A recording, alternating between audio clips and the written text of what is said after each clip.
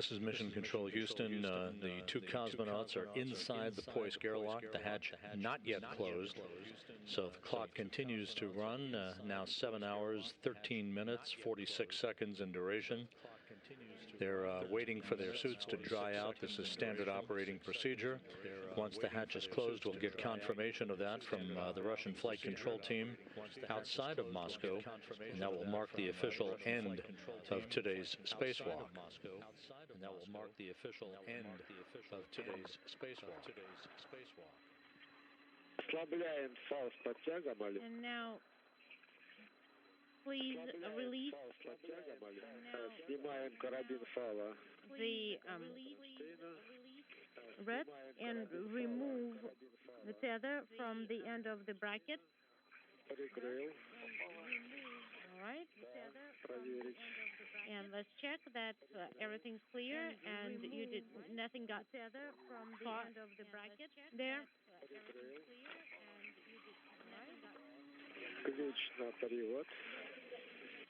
And then key in the operational position.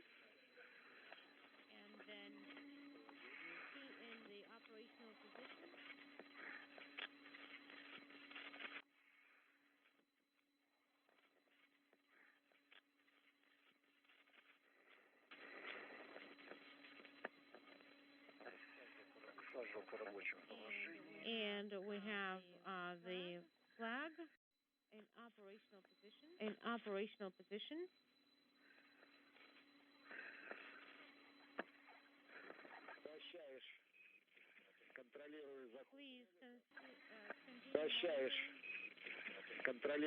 Please continue monitoring the rollers, and please continue pressing. Do not release the arm.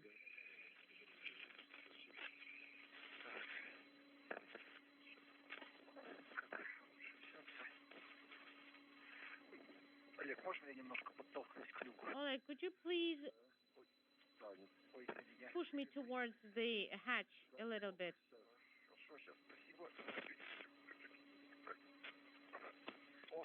There we go.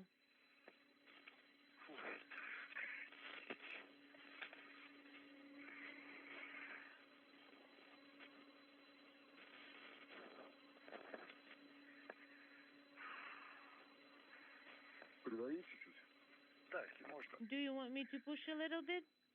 Yes, please. And the roll is moving. Wait, red from one of the wrenches got caught.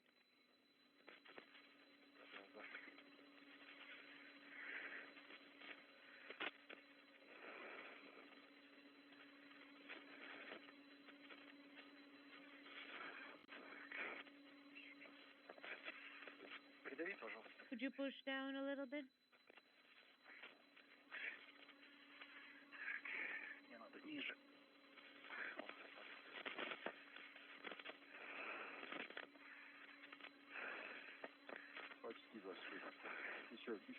Almost 23, a little bit more.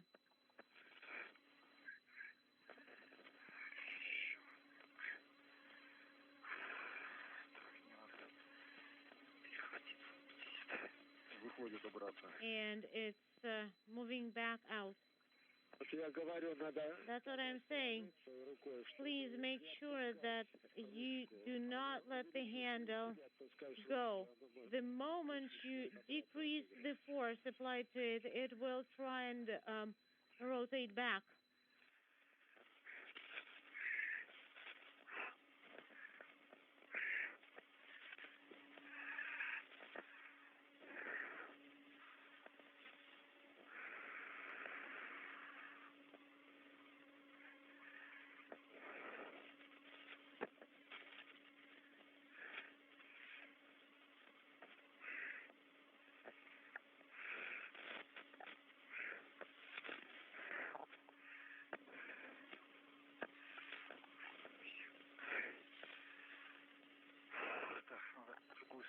Okay, I need to probably rotate in the other direction and just turn. How?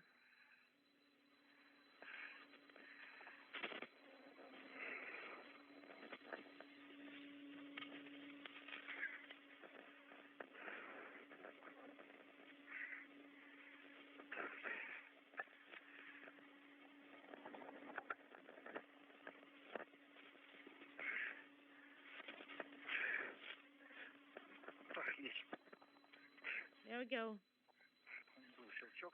I heard the click. Try one more time, just to make sure. Seems like...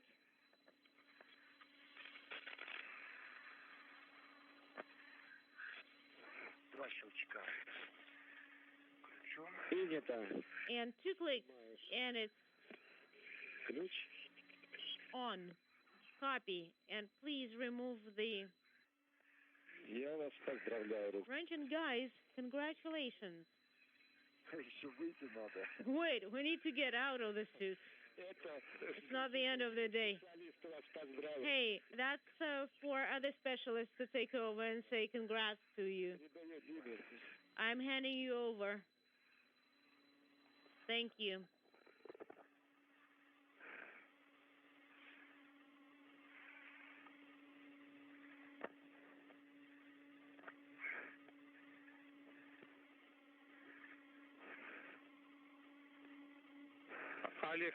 Oleg, this is Pyotr. Oleg, Pyotr, this is Dmitry. All right. Let's get ready for repress. Slowly but steadily. Let's do it. Get in the same configuration. Pyotr is going to be working with the ODF, and Oleg is going to be a little bit closer to the controls. And please prep cue card 9. And even maybe cue card 10.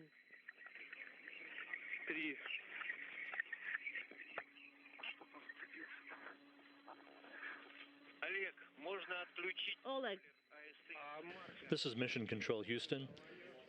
The Russian flight control team in Korolyov has now confirmed that the hatch is closed on the Poisk module airlock at the International Space Station. Hatch closure occurring at 8:12 a.m. Central Time, 9:12 a.m. Eastern Time, bringing to an end this spacewalk with an elapsed time of 7 hours, 19 minutes. Again, the hatch closure officially marked at 8:12 a.m. Central Time, 9:12 a.m. Eastern Time. The spacewalk concluding with an elapsed time of 7 hours, 19 minutes. We'll have updated statistics for you in just a moment, but this 238th spacewalk in support of the International Space Station now having concluded. Okay.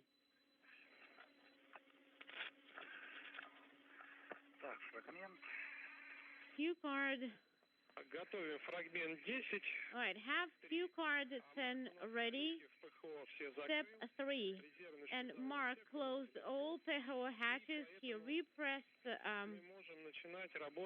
airlock, and you can start with step 3, EV hatch closure. That's what you already performed, and we wrote down the time, and the next step will be MRM2 repress up to 260 millimeters from PHO. We copy.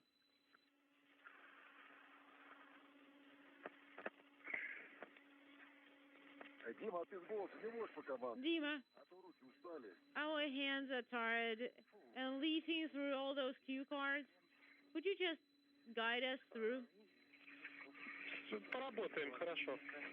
All right, I'll talk you through. As far as I understand, Pyotr is already has the procedure, but I will talk you through it. So MRM2 repress up to 260 millimeters from PHO. KSD2 closed. KSD valve closed. KSD DC is closed. And we confirm that the PHO hatches are closed. KVD valve for PHO is enabled. Copy. You can press.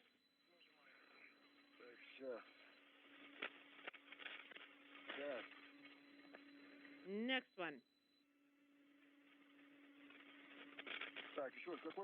And then what KVD?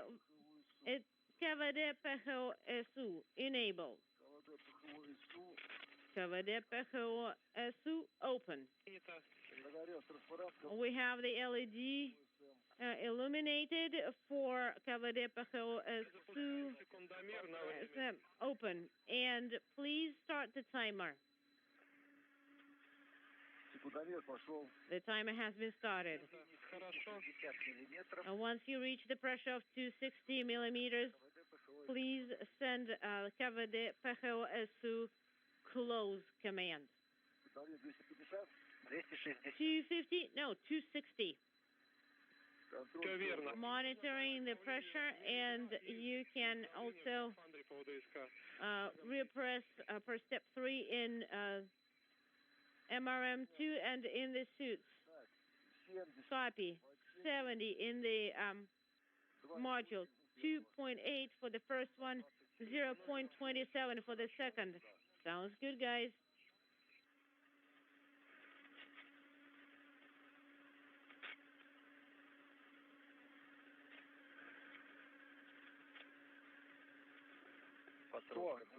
All right, 100 in the module, 0.24 for the first. This is Mission Control Houston. The repressurization of the Poisk module airlock is underway. Just minutes after the hatch was closed by Oleg Novitskiy and Pyotr Dubrov to bring to an end their spacewalk for the day at 7 hours and 19 minutes. Here are the statistics.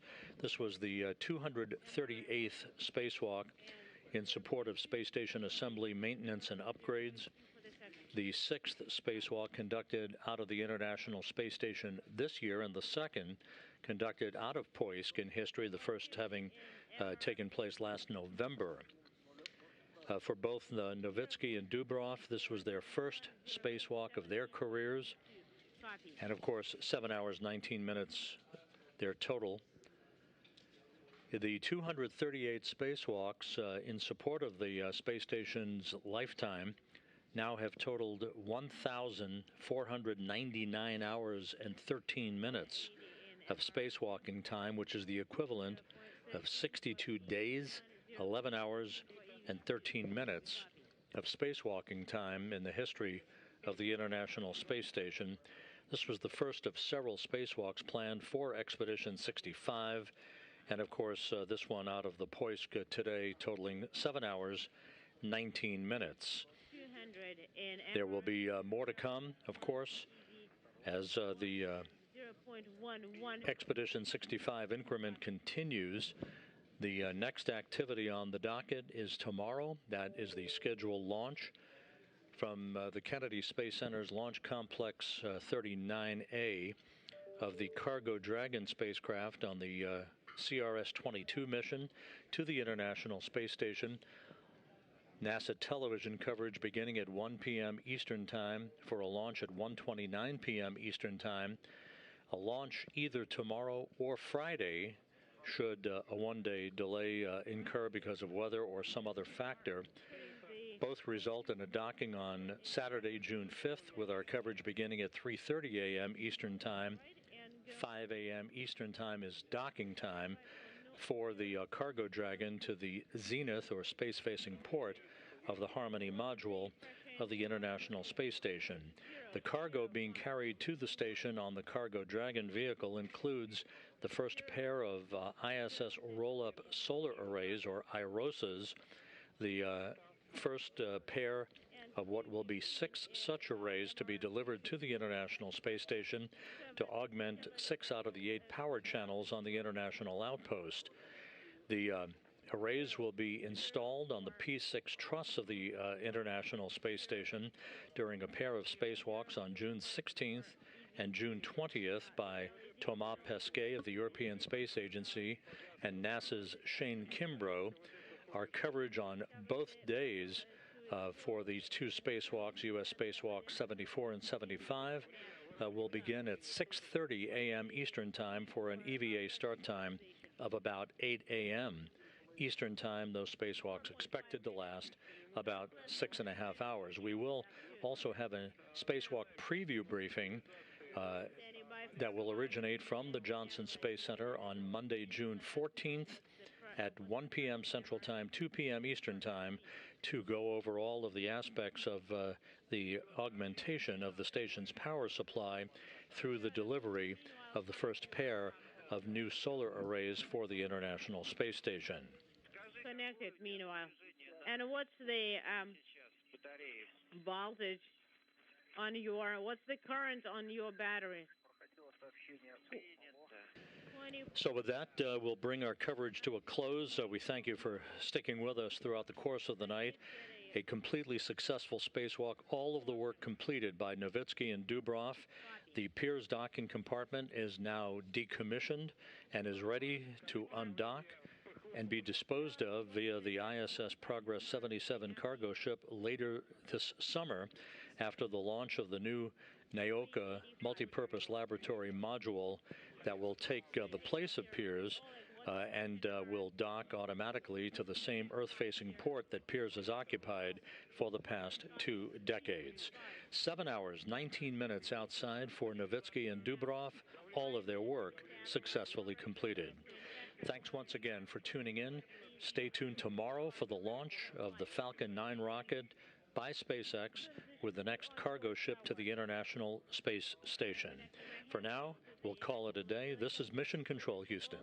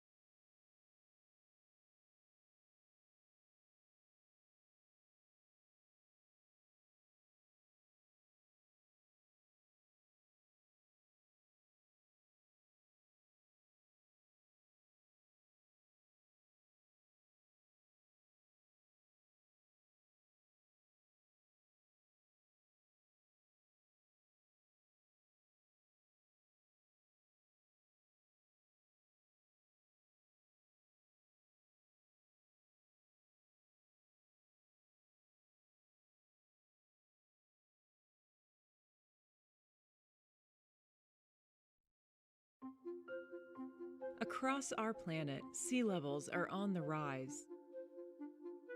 And while our changing climate is a huge driver, the movement of the land itself is also an important factor. Around 20,000 years ago, ice sheets covered large areas of our planet. In many places, the weight of these massive ice sheets pressed down on the planet's crust and the viscous mantle underneath. This weight caused the surrounding land to rise and the sea levels to fall relative to that rising land. Over time, these ice sheets began to retreat as part of Earth's natural cycle of glaciation and melt. And as a result, this land began to rebound. Land rose up, and previously uplifted land sank or subsided, causing the sea level to rise relative to the ground. This adjustment of the land in many previously glaciated regions continues to this day, particularly in areas like the east coast of the United States. Today, if we were to travel to a region like Greenland, where massive ice sheets are now retreating due to a changing climate, we could see the land readjusting in the same way to the lessening load. This also alters the shape of corresponding ocean basins, leading to additional subsidence along coastlines. Subsidence can also result from human activity. For example, we could see that many coastal cities rely on underground aquifers for fresh water. However, when water is extracted, it causes sediment to compact and the ground above to subside. This leads to additional sea level rise for these communities. We live on a dynamic planet that is constantly in motion. And understanding the many drivers of sea level rise is critical to anticipating and adapting to our ever-changing home.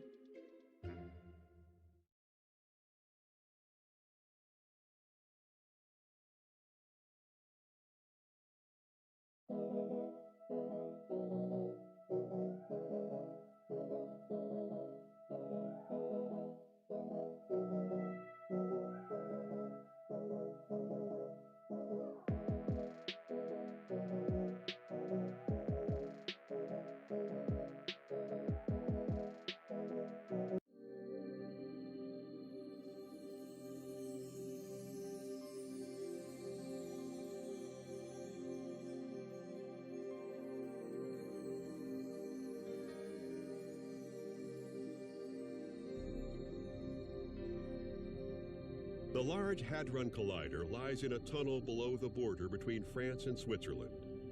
A magnetic field 100,000 times stronger than Earth's bends the paths of charged particles emerging from high-energy collisions.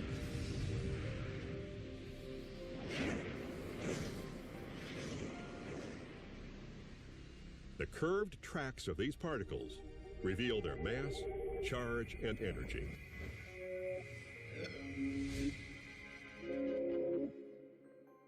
Meanwhile, high above our planet, Earth's magnetic field deflects charged particles coming from the sun and outer space.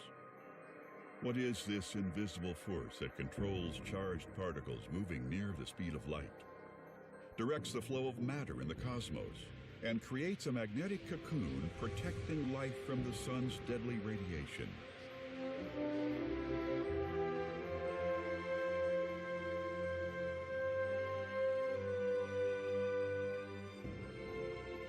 Our star, the Sun, is the solar system's source of light and heat, driving Earth's climate and bringing our planet to life. Magnetism channels the paths of hot ionized gases climbing upward from the Sun's visible surface. These sunspots look harmless, but most of the Sun's dramatic and potentially lethal eruptions begin in these active regions.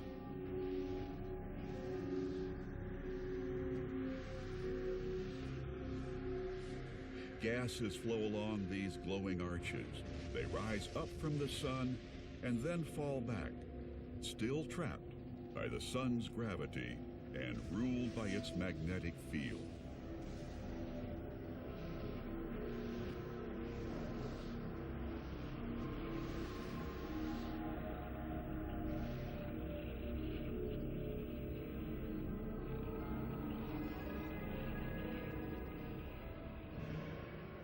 The sun's magnetic fields get tangled. Usually, the sun's gravity pulls these prominences back to the sun. But if the magnetic field is twisted enough, the arches can break, releasing streams of hot gases into space in a CME, or coronal mass ejection. If this CME is headed toward Earth, a violent blast of charged particles will slam into our protective magnetosphere in a day or two.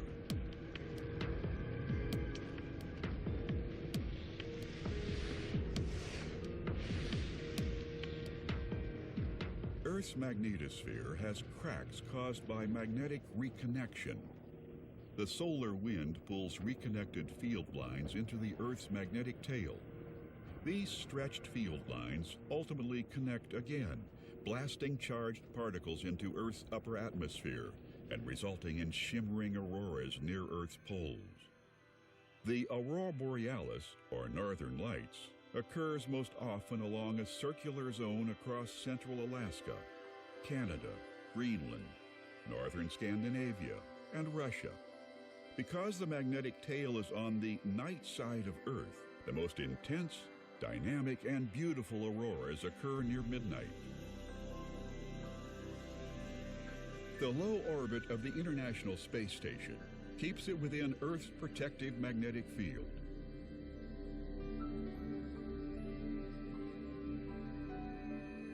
In early 2016, astronauts gathered in the cupola, their favorite place to watch the Earth below.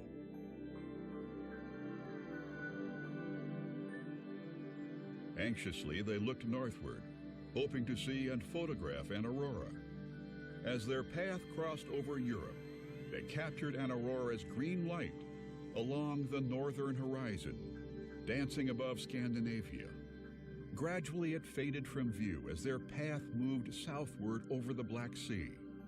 Meanwhile, for the first time, a crew in Tromsø, Norway, photographed the same aurora from the Earth's surface.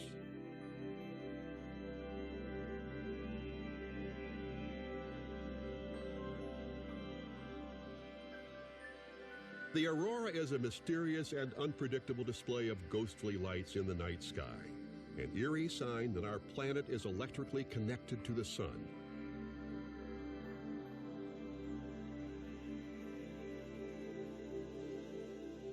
Auroras can appear as long, narrow arcs extending overhead from horizon to horizon. From the side, they look like ribbons that kink, fold, and swirl. Their flickering rays align to the Earth's magnetic field and ruffle like curtains in an imaginary wind. They can also spread out like a heavenly crown, engulfing the sky in a misty veil.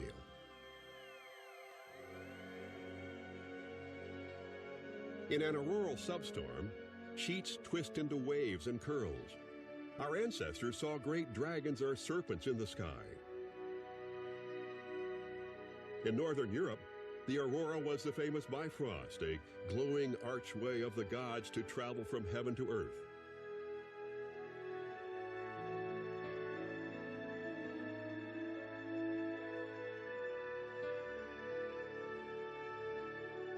In America, they were spirits carrying lanterns as they sought the souls of dead hunters.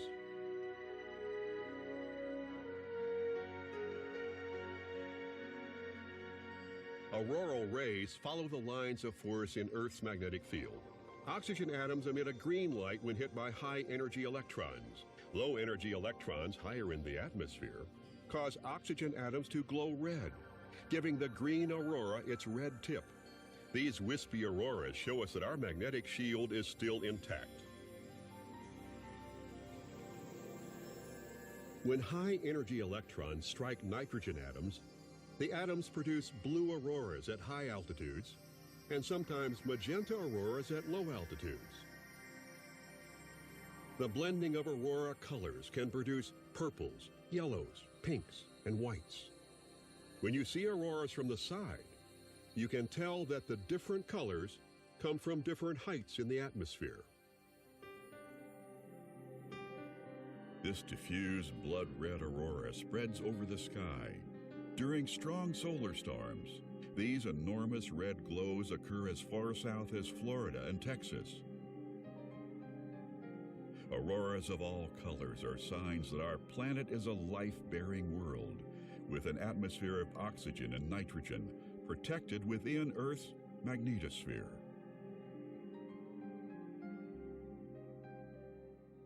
For centuries, sailors recognized that the star Polaris hovered very close to the north point in the sky. Patterns like the big and little bears encircled this North Star. Explorers could sail the northern oceans by observing the position of Polaris in the night sky. But on cloudy nights, they needed another device to chart their course. The magnetic compass reached Western Europe in the early 13th century. With it, sailors could cross the planet's great oceans, discovering Earth's size and mapping its continents. Earth's uncharted lands became places on a map. Its coastlines defined a world far larger than early sailors had imagined.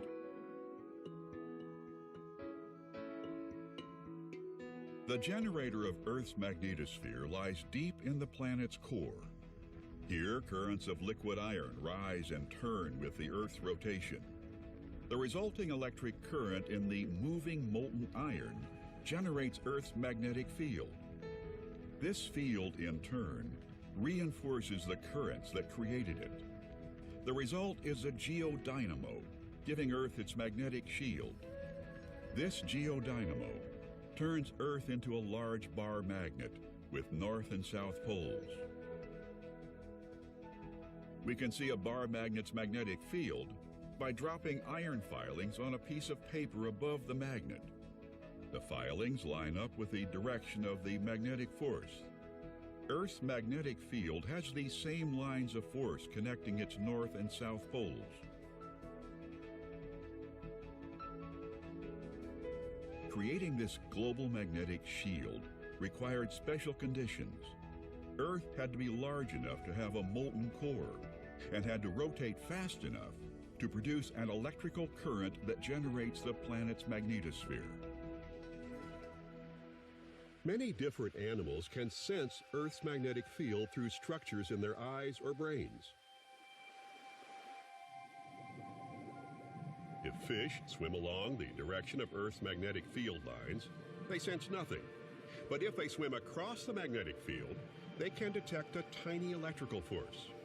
This force guides them as they migrate north and south during the year.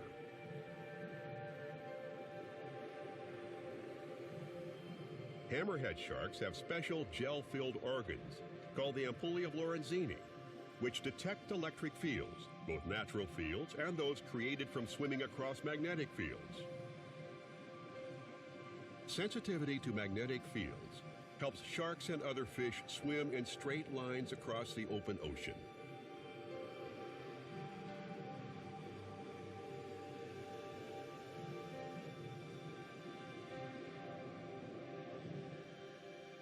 The floor of the Atlantic Ocean tells us that Earth's magnetic field has not always been like it is today. A ridge runs from north to south in the Atlantic Basin. Here magma flows upward, spreads out, and turns into iron-rich rock.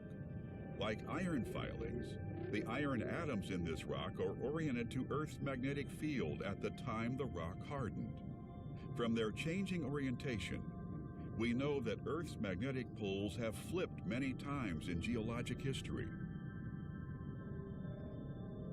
Currently, Earth's magnetic field is decreasing in strength each decade.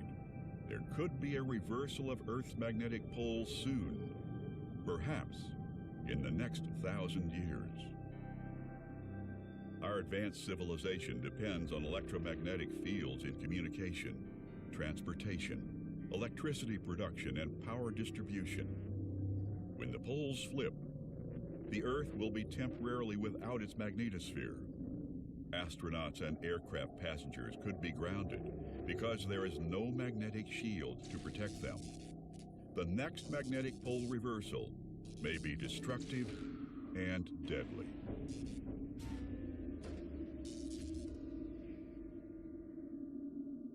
In March 2015, NASA launched a mission called the Magnetospheric Multiscale, or MMS, aboard an Atlas V rocket. Its mission is to observe the conditions that allow charged particles to penetrate Earth's magnetic shield. Main engine start. 3, 2, 1, 0.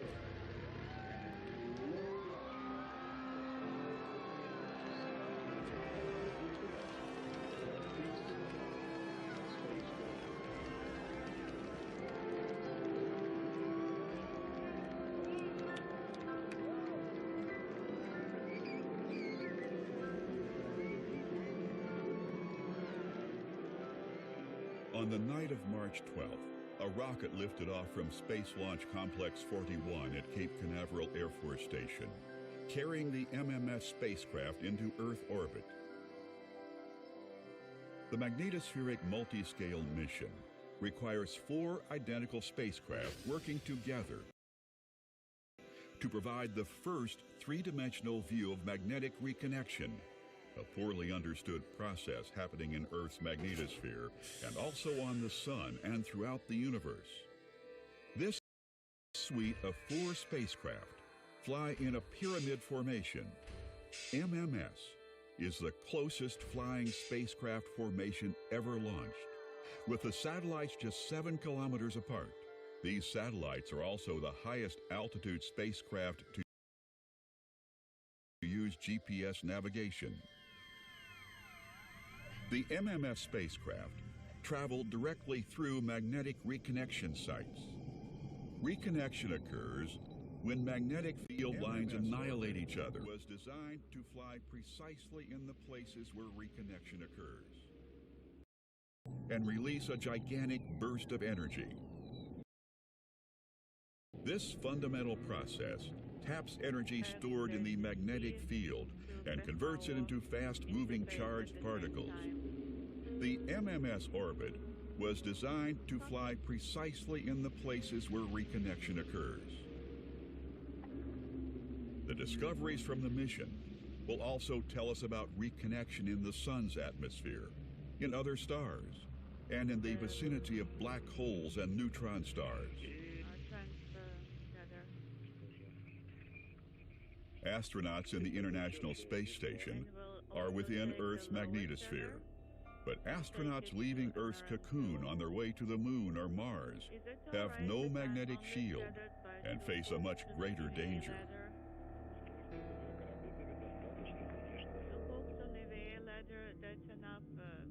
From 1969 to 1972, the United States sent 21 astronauts beyond Earth's protective magnetosphere. These Apollo missions were scheduled for a time of minimum sunspot activity when the solar wind is weakest. Yet on August 2nd, 1972, the Sun produced 3 powerful flares in a span of 15 hours. The Apollo astronauts in their command module would not have survived if this flare had come 4 months earlier during Apollo 16, or 4 months later during Apollo 17. Apollo astronauts on the Moon's surface were in sunlight and even less protected than those in the command module. Spacewalk out of the International Space Station this year. The first for each of them in their Of the inner planets, only Mercury and Earth have magnetospheres. Mercury's magnetosphere is 100 times weaker than Earth's. Perhaps future human settlements near Mercury's poles will benefit from this protective field. Venus is the size of Earth, but rotates so slowly that no dynamo could form in its core.